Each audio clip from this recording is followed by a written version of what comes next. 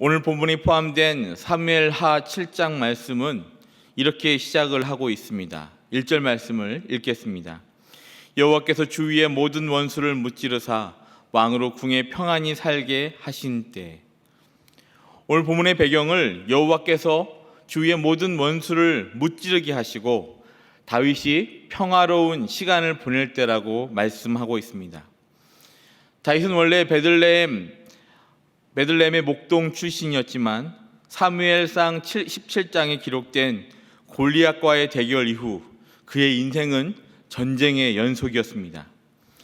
골리앗과의 전투 승리 이후에는 그는 용맹한 전사로서 전쟁터로 나가야 했고 자신을 죽이려 했던 사울의 칼을 피하여 다녀야 했기에 그는 전장을 떠날 수가 없었습니다.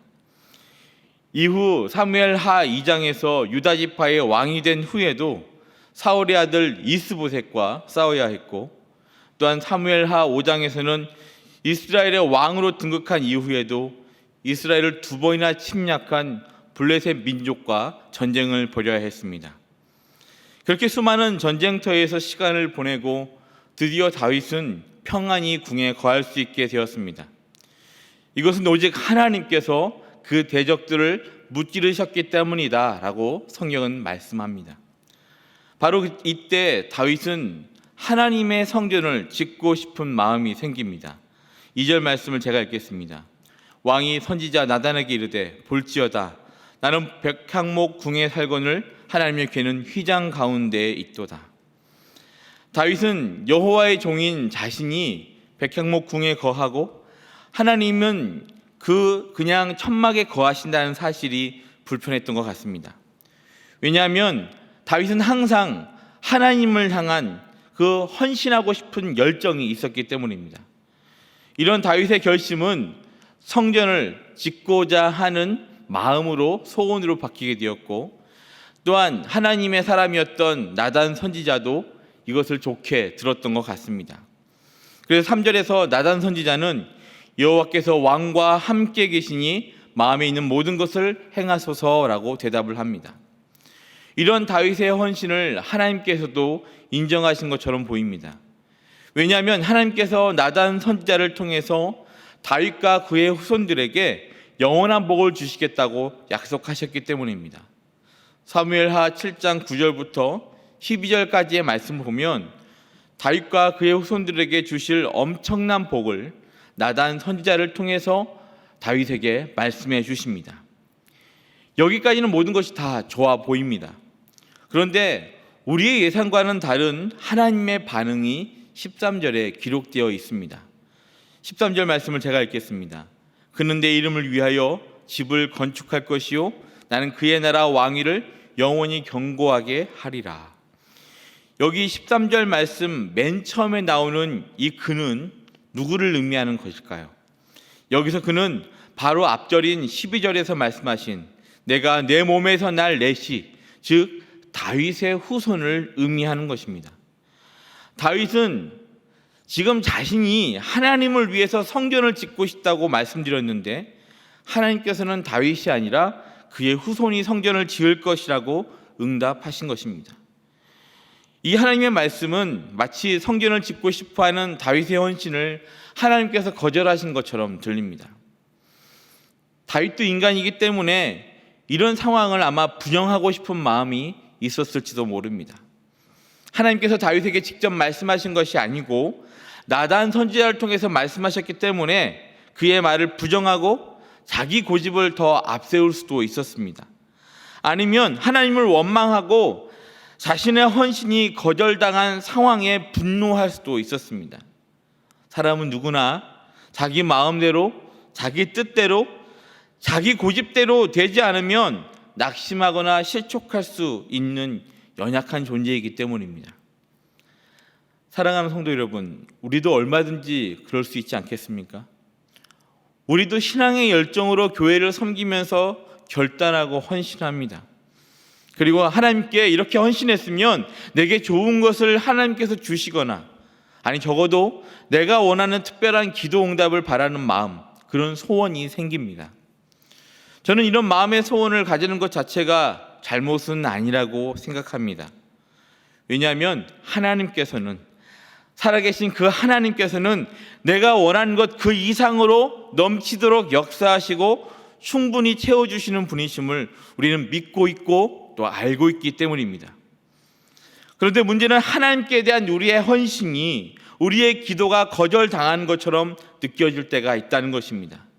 그 마음의 소원이 어떤 경제적인 문제, 다른 사람과의 관계 문제, 가족에 관한 문제, 건강 문제와 연관되어 있을 수 있습니다. 그때 우리의 마음은 어떻습니까? 무너지는 것 같습니다.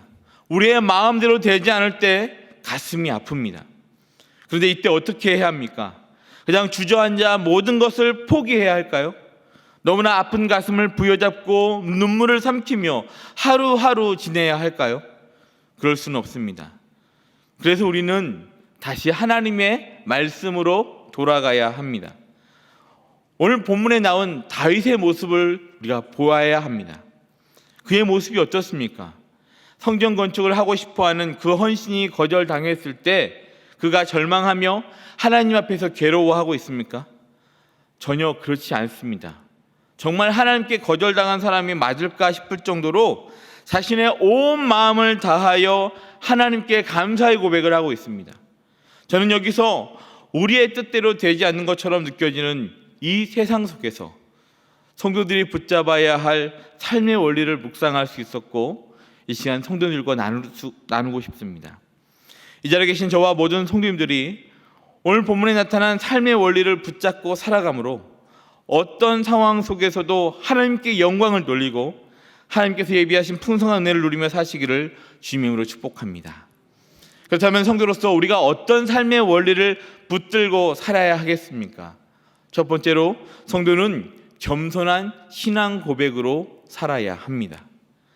오늘 본문의 내용은 앞에서도 말씀드렸듯이 나단 선지자를 통해 선언한 다윗과 그의 후손들을 향한 축복의 약속을 듣고 그에 대한 반응을 기록한 말씀입니다. 그의 반응은 자신의 헌신이 거절당한 것에 대한 아쉬운 마음이 아니라 하나님을 향하여 온 마음을 다하여 진실한 마음으로 드리는 감사 기도였습니다. 이 감사 기도 안에는 다윗은 다 하나님을 향한 진실한 고백들을 그의 입술로 선언하고 있습니다. 그렇다면 다윗은 어떤 고백을 하고 있습니까? 먼저 다윗은 하나님을 나의 주님이라고 고백하고 있습니다. 오늘 함께 읽은 다윗의 감사 기도를 보면 다윗은 하나님을 부르면서 주 여호와, 히브리어로 아도나이 야훼라고 부르고 있습니다. 우리 18절 말씀을 우리 함께 읽도록 하겠습니다. 시작. 주 여호와여, 나는 누구이오며 내 집은 무엇이기에 나를 여기까지 이르게 하셨나이까. 주 여호와라는 표현이 18절부터 20절까지 총 4번이나 반복됩니다. 여기서 주 여호와는 하나님이 나의 모든 것의 주인 되심을 믿고 입술로 선포하는 표현입니다.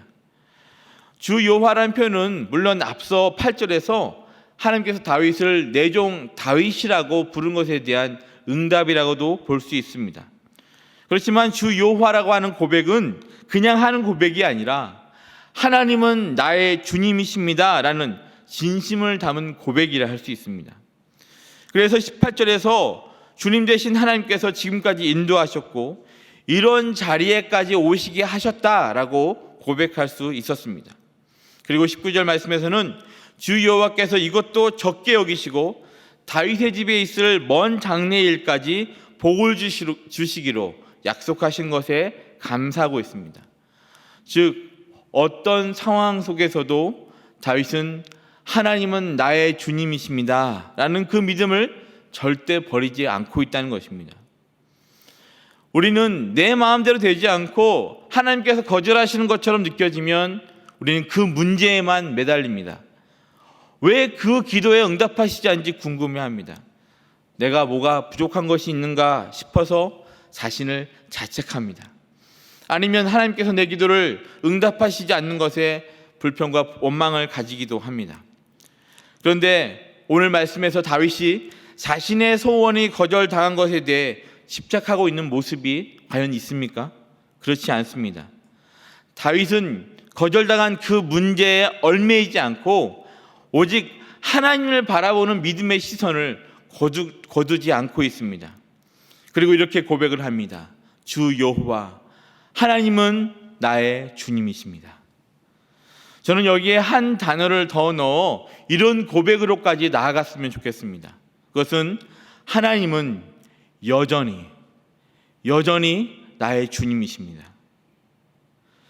기도 응답이 안 되는 것처럼 느껴져도 우리는 어떻게 고백해야 합니까? 하나님은 여전히 나의 주님이십니다. 우리는 그렇게 고백할 수 있어야 합니다. 나를 둘러싼 환경이 내 마음대로 되지 않을 때도 어떻게 고백해야 한다고요? 하나님은 여전히 나의 주님이십니다. 내가 원하는 것과 반대의 결과를 만난다 하더라도 하나님은 여전히 나의 주님이십니다.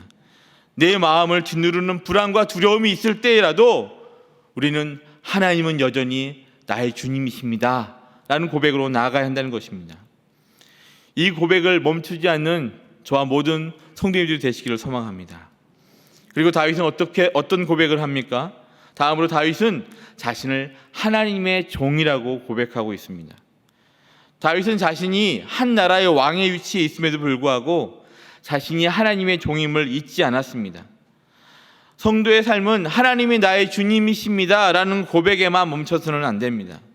하나님이 나의 주님이심을 믿는다면 이제는 내가 하나님의 종임을 함께 고백해야 합니다. 하나님의 주님 되심과 나의 종됨의 고백은 절대 분리될 수 없는 신앙 고백입니다. 그래서 진정한 신앙 고백은 우리를 항상 겸손의 자리로, 낮아짐의 자리로 인도합니다. 오늘 본문에서도 이런 다윗의 겸손한 신앙 고백이 20절에 기록되어 있습니다. 우리 20절 말씀을 함께 읽겠습니다. 시작.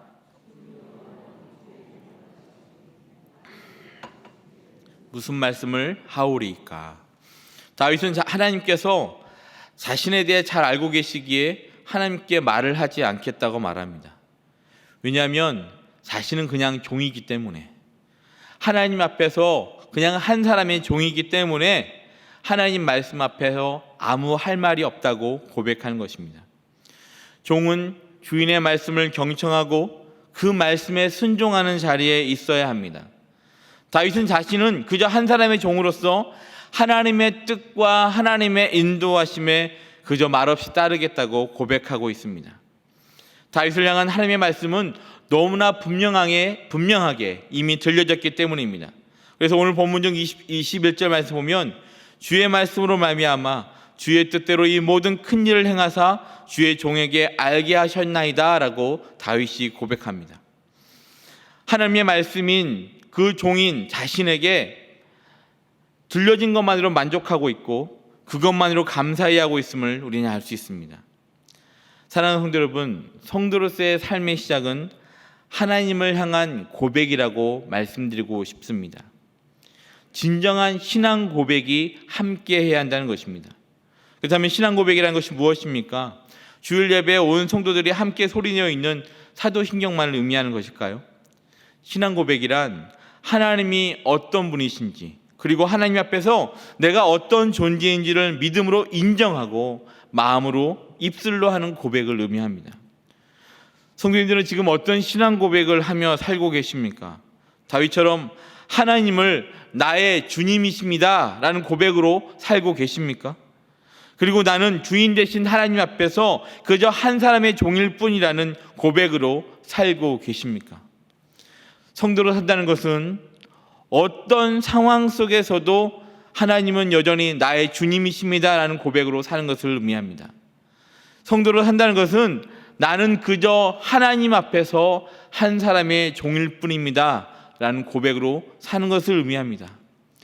이 신앙 고백의 삶을 통해 오직 하나님 한 분만 바라보는 믿음의 삶을 살아가는 은혜가 저와 성도님들 모두에게 함께하기를 간절히 소망합니다. 다음으로 우리가 성도로서 어떤 삶의 원리를 붙들고 살아야 하겠습니까? 두 번째로 성도는 항상 찬양하며 살아야 합니다. 오늘 함께 읽은 본문에 기록된 다윗의 감사 기도를 읽으면 이 기도 안에는 하나님을 향한 찬양의 고백이, 하나님을 높이는 그 고백이 얼마나 많이 담겨 있는지 알 수 있습니다. 오늘 본문에 앞서 다윗은 하나님께서 다윗과 그의 후손들을 통해 놀라운 역사를 일으키고 모든 큰 일을 행하시겠다는 하나님의 말씀을 들었습니다. 다윗의 후손을 통해 그의 나라 왕위를 견고하게 하시겠다, 영원히 견고하게 하실 것을 하나님께서 약속하셨습니다. 어떤 것과도 비교할 수 없는 넘치는 은혜의 약속을 듣고 감사와 놀라움이 다윗의 마음을 가득 채웠습니다. 그래서 하나님과 교제할 장소를 찾아 언약궤가 모셔져 있는 천막 안으로 들어가 여호와 하나님 앞에 앉아 감사 기도를 드리기 시작합니다. 하나님의 임재 앞에서 다윗의 마음과 입술에서 터져나온 것은 바로 감사와 찬양이었습니다. 그래서 오늘 본문 중 22절부터 24절을 보면 하나님을 향한 찬양의 고백이 담겨져 있습니다. 찬양은 히브리어로 자랑하다, 칭찬하다라는 뜻을 가지고 있습니다. 찬양은 오직 하나님 한 분만 자랑하는 것임을 성경은 우리에게 알려줍니다. 그렇게 다윗은 그 입술의 찬양을 통해서 하나님을 자랑하고 하나님을 높이려 하고 있습니다. 이 찬양은 앞에서 다윗이 했던 신앙 고백과도 연결이 됩니다. 하나님이 나의 모든 것의 주님 되심을 믿기에 하나님께서 행하신 일들을 하나하나 머리와 마음에 담고 그 행하신 일을 기억하며 자랑하는 것입니다. 그래서 다윗은 하나님께서 찾으시는 예배자였고 탁월한 찬양의 사람이었습니다. 다윗의 평생의 삶은 생존을 위한 치열한 전쟁의 연속이었고 고난과 고통의 시간들로 채워져 있었지만 그 절박한 위기의 순간 속에서 살아계신 하나님을 경험하였기에, 하나님께서 인도해 주심을 그는 경험할 수 있었기에 그의 마음과 입술에는 하나님을 찬양할 제목과 찬양시가 차고 넘쳤습니다.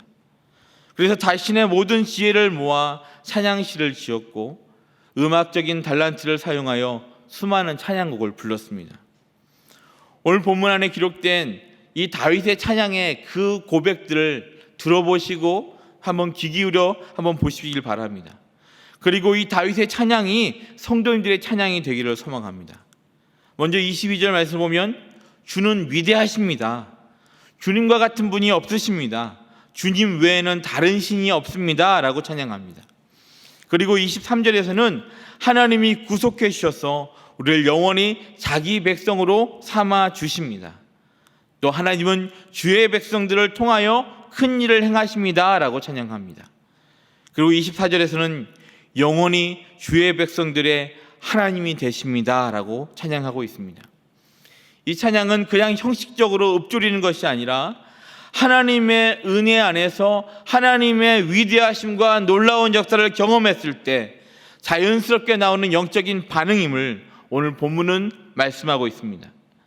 저는 여기서 이 반응이라는 단어를 좀 더 강조하고 싶습니다. 어떤 대상이 살아있는 생명체임을 분별하는 기준 중에는 어떤 자극이 있을 때 반응이 있느냐 없느냐도 있다는 것을 들은 적이 있습니다. 즉 감사와 찬양은 살아있는 성도의 자연스러운 영적 반응이라는 것입니다. 하나님으로부터 은혜가 내 심령 가운데 오게 되었을 때, 하나님의 놀라우신 역사하심들을 내가 보고 내가 경험하게 되었을 때 자연스럽게 무엇이 나오냐면 찬양이라는 반응이 나온다는 것입니다. 그래서 성도는 지금 현재, 지금 이 자리에서 하나님을 찬양하는 삶을 살아야 합니다. 과거에 찬양을 잘했던 것이 중요한 것이 아닙니다. 예배 잘 드렸던 추억과 기억이 중요한 것도 아닙니다. 예배와 찬양이 항상 지금 내 마음속에, 지금 현재 내 입술에서 나와야 합니다. 왜냐하면 오직 하나님을 의지하고 바라보는 삶을 살고 있어야지 지금 찬양이 나올 수 있고, 지금 찬양을 들을 때 우리는 하나님께 시선을 고정시킬 수 있기 때문입니다. 그래서 온 마음을 담은 찬양은 뜨거울 수밖에 없고 열정적일 수밖에 없습니다. 지금 내가 바라보는 그 하나님, 내게 놀라운 구원의 역사를 일으키셨고 지금도 그 역사를 이루어 가시는 그 하나님을 볼 때 자랑하지 않고는 견딜 수가 없다는 것입니다. 찬양은 어떤 음악적 재능이 많고 목소리 좋은 사람만 할 수 있는 특별한 재주가 아닙니다. 찬양은 하나님이 하신 일을, 그 놀라운 역사를, 그 놀라운 은혜를 우리의 영으로, 마음으로, 입술로 자랑하고 높이는 것입니다. 시와 찬미와 신령한 노래로 하나님을 높이는 것입니다. 그렇기 때문에 찬양과 예배 생활은 저와 성도님들이 영적으로 얼마나 건강한지 알려주는 시금석이라 할 수 있습니다. 사랑하는 성도 여러분, 우리의 예배 생활을 한번 우리 스스로가 돌아보았으면 좋겠습니다. 예배에 어떤 모습으로 참여하고 계십니까? 정말 하나님이 베풀어 주신 그 은혜에 대한 영적인 반응으로 하나님을 찬양하고 계십니까? 우리가 드린 예배를 통해서 오직 하나님 한 분께만 초점을 맞추고 있습니까? 저는 이 모든 질문에 대하여 아멘이라고 응답하시는 은혜가 있기를 소망합니다. 하나님은 지금도 영과 진리로 예배하는 자를 찾고 계십니다. 저와 성도님들 모두가 지금 이 시간, 그리고 매일의 삶 속에서 하나님이 찾으시는 그 예배자로 세워지는 은혜가 있기를 주님의 이름으로 축복합니다. 마지막으로 우리가 성도로서 어떤 삶의 원리를 붙들고 살아야 하겠습니까? 세 번째로, 성도는 믿음의 기도로 살아가야 합니다. 마지막으로 다윗의 감사 기도 안에는 하나님께 대한 믿음의 기도, 간구가 담겨 있습니다. 오늘 본문에서는 겸손한 마음으로 간구하는 다윗의 모습을 볼 수 있는데, 우리 오늘 본문 중에서 25절, 26절 말씀을 우리 함께 읽겠습니다. 시작.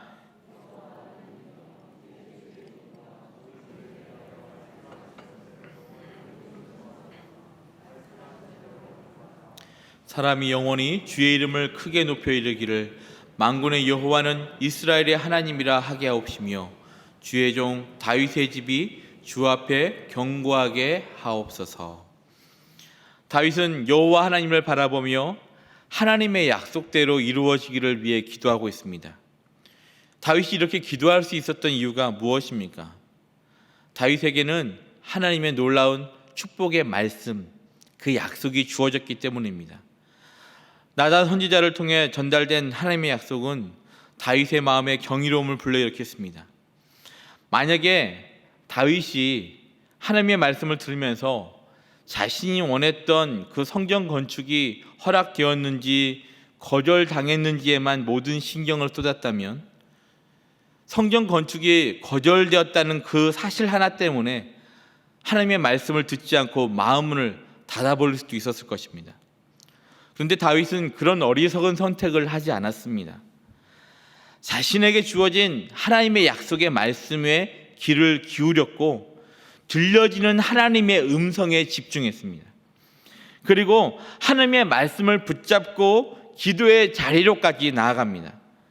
하나님께서 말씀을 통해 다윗에게 놀라운 비전을 보여주셨고, 그 말씀을 의지함으로 그 비전을 나의 삶과 내 후손 가운데 이루어 달라고 다윗은 하나님께 기도했던 것입니다. 그래서 28절 29절에서는 다시 한번 하나님의 이름을 주 여호와라고 부르면서 하나님의 말씀이 얼마나 신실한지 강조합니다.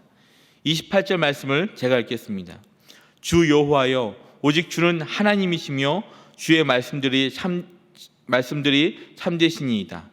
주께서 이 좋은 것을 주의 종에게 말씀하셨사오니.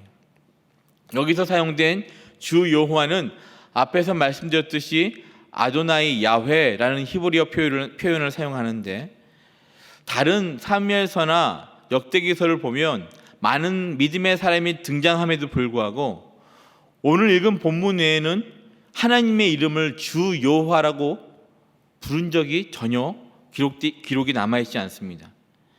여기서 주 여호와라고 하는 이 이름이 강조된 이유가 있다는 것입니다. 창세기 15장 2절 8절에서 아브라함이 하나님의 이름을 무엇이라고 부르냐면 주 여호와라고 부르고 있습니다. 즉 오늘 본문은 창세기 2장 8절에 있는 그 주 여호와라고 부른 것을 기억나게 하시기 위해서 강조되고 있다는 것입니다. 창세기 15장은 아브라함에게 후손을 약속하신 하나님의 말씀이 기록된 본문입니다. 하나님께서 아브라함을 밖으로 불러 하늘의 별과 같이 많은 자손을 주시겠다고 하신 약속을 들은 다음에 아브라함은 창세기 15장 8절에서 이렇게 말씀합니다. 주 여호와여, 내가 이 땅을 소유로 받을 것을 무엇으로 알리까? 여기서 보면 주 여호와여라고 부르고 있습니다. 나의 주님 되신 하나님께서 그 말씀하신 것이 어떻게 성취될지 알게 해달라고 말씀하고 있던 것입니다. 그 이후 하나님은 아브라함과 언약을 맺으십니다. 아브라함과 언약을 맺으신 하나님을 기억하며 다윗은 하나님을 주 여호와, 아도나이 야훼라고 부르고 있습니다. 하나님께서 아브라함에게 복을 베풀어 주셔서 많은 후손이 생긴 것처럼 다윗도 언약에 신실하신 하나님의 약속대로 자신들이 하나님의 복을 받게 해달라고 그것을 믿음으로 기도하고 있다는 것입니다. 그래서 다윗은 25절, 26절, 29절에서 영원히라는 표현을 4번이나 반복합니다. 하나님의 약속이 영원까지 지속될 것이라고 확인하고 또 확인하는 것입니다. 그리고 다윗은 29절 말씀처럼 주 여호와께서 말씀하셨사오니 주의 종의 집이 영원히 복을 받게 하옵소서라고 간구합니다. 어찌 보면 다윗의 기도는 좀 맹랑한 것처럼 들리기도 합니다. 오늘 본문에 나타난 논리의 흐름을 쉬운 말로 이렇게 요약해 볼 수가 있습니다. 하나님, 정말 그러실 필요는 없는데 큰 은혜를 저와 저희 집안에 주셨습니다. 하나님은 예전부터 약속을 잘 지키시는 분이셨습니다. 일단 저에게 약속을 하셨으니 꼭 지켜주시기를 간구합니다. 좀 약간 가벼운 말투로 제가 바꾼 것이지만, 즉 마치 하나님이 말씀하셨으니 그 말씀대로 이루어달라고 하나님께 요구하는 것처럼 들리는 것입니다. 어떻게 이렇게 기도할 수 있었습니까? 다윗은 말씀에 신실하신 하나님을 의지하고 그분을 믿음으로 간구하고 있기 때문입니다. 여기서 다윗은 중요한 기도의 요소를 알려주고 있는데, 하나님의 말씀을 붙잡고 기도할 때 그 기도는 더 능력이 있다는 것입니다. 사랑하는 성도 여러분, 우리의 기도가 더 능력 있는 기도가 되기 위해서는 다윗의 기도 원리처럼 하나님의 말씀인 말씀을 붙잡고 기도해야 함을 마음속에 새기시길 바랍니다. 다윗은 그래서 하나님의 약속을 듣고 하나님을 찬양할 뿐만 아니라 하나님께 간구합니다. 이 약속을 주신 분도 하나님이시고 이 약속을 이루실 분도 하나님이심을 다윗은 믿었기 때문입니다. 저와 성도님들이 기도와 간구의 자리로 나아간다는 것은 사실 앞으로 어떤 일이 벌어질지 알 수 없다는 불확실한 상황이 전제되어 있습니다. 만약에 오늘 이 시간 이후 무슨 어떤 일이 일어날지 다 안다면 어떤 일이 벌어질 것 같습니까? 내년에도, 내후년에도, 아니 평생 동안 무슨 일이 일어날지 다 정해져 있고 그것을 미리 다 예측할 수 있다면 저는 아마도 저와 성도님들이 기도하시지 않을 것 같습니다. 왜냐하면 그냥 정해진 스케줄대로 기계처럼 살기만 하면 되기 때문입니다.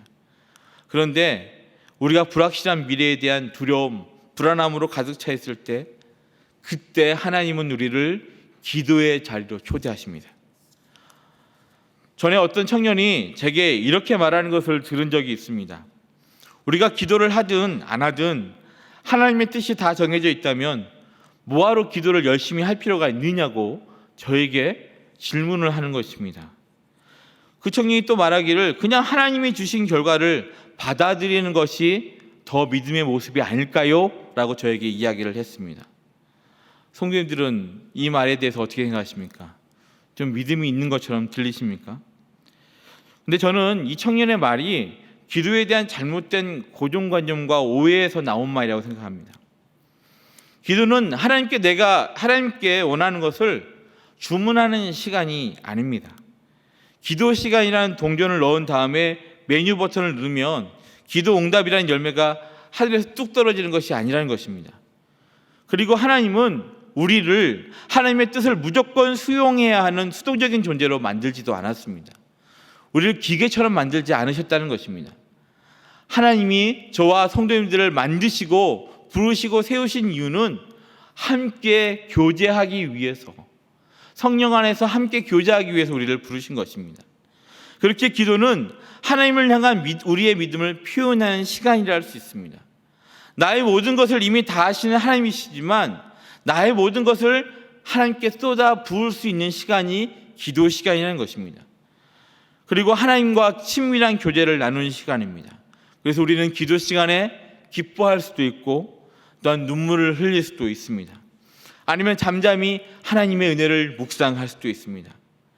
내가 아무것도 할 수 없고 아무것도 예측할 수 없는 때라도 전능하신 하나님, 나의 주인 되시며 구원자 되신 하나님, 말씀에 신실하신 그 하나님을 바라보며 나아가는 것이 바로 기도와 간구라는 것입니다.